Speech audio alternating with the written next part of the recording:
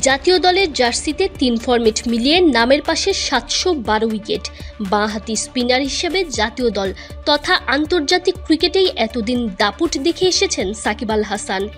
সাকিবের ক্যারিয়ারের শেষ বেলায় বাংলাদেশ পড়েছে এক বিপদে। সাকিব পরবর্তী যুগে বাঁহাতি স্পিনার হিসেবে ৩ ফরম্যাটের দায়িত্ব কে সামলাবেন? বুধবার মিরপুরে সেই প্রশ্নেরই উত্তর দিলেন জাতীয় দলের নির্বাচক আব্দুর রাজ্জাক। সেই সাথে জানালেন ওয়েস্ট ইন্ডিজ টেস্ট সিরিজটাও জিততে চান, তবে এ সিরিজে কেউ খারাপ করলে বিকল্পও তৈরি আছে।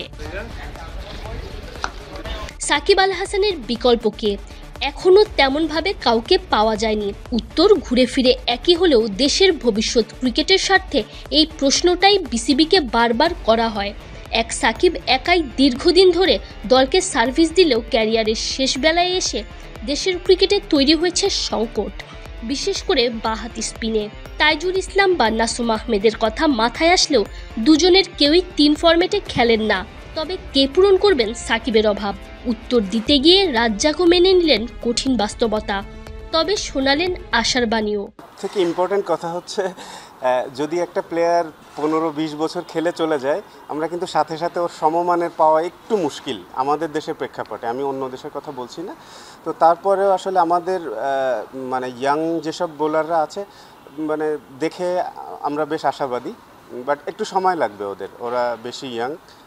যেহেতু এখানে কথাই আসবে যে এখান থেকে গেলে তো ইন্টারন্যাশনাল লেভেলের জন্য চিন্তা করতে হবে, তো ওই লেভেলটার জন্য চিন্তা করতে হলে আমার কাছে মনে হয় আরেকটু সময় লাগবে ওদের। ওয়েস্ট ইন্ডিজ টেস্ট সিরিজে সাকিব নাই।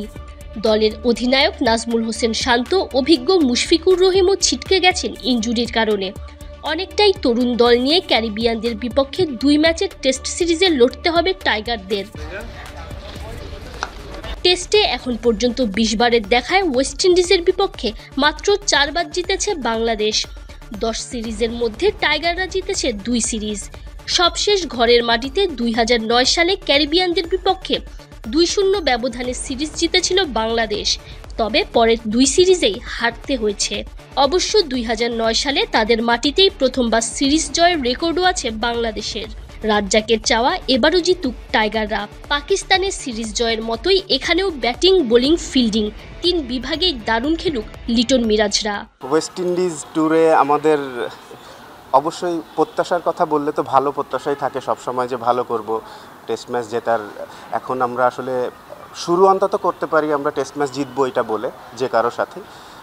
তো তারপর সব সময় যে ক্লিক করে সেটা না, বাট আমি আশা করব যে এবার আমাদের প্রত্যেকটা সেক্টরে ক্লিক করবে, লাইক পাকিস্তানে যেমন হয়েছে। আমরা আমাদের ড্রিম টেস্ট সিরিজ খেলেছি, তো আমিও আশা করব যে ওয়েস্ট ইন্ডিজে আমরা ওইভাবেই শুরু করব এবং ওইভাবেই খেলে ফিরবো দেশে, স্পেশালি টেস্ট সিরিজ। তবে এ সিরিজে কেউ ভালো না করলে বিকল্প তৈরি থাকছে বলেই জানালেন সাবেকেই টাইগার স্পিনার। এনসিএলে ভালো পারফর্ম করা ক্রিকেটাররা জাতীয় দলের ক্রিকেটারদের ঘাড়ে নিঃশ্বাস ফেলছে জানিয়ে তিনি বলেন, একটা সিরিজ দেখে তো কাউকে, আমি এনসিএল দেখে একটা সিরিজ দেখে কেউকে তো ফট করে বাদ দিয়ে দেওয়াও মুশকিল, সেটা যেমন সত্যি, আবার আপনার কথাও রাইট যে এখানে যে ডোর নক করতে থাকবে অলরেডি কিন্তু ওখানে পৌঁছে যায় জিনিসটা। তো আমি শিওর যে যারা ন্যাশনাল টিমে খেলে, ন্যাশনাল টিমে খেলার থেকে বড় তো একটা ক্রিকেটারের আর কিছু নাই। ইভেন টেস্ট ম্যাচ খেলা থেকে বড় আর একটা ক্রিকেটারের কাছে কিছু আছে বলে আমার মনে হয় না। তো এইটা না অটোমেটিক প্রসেস।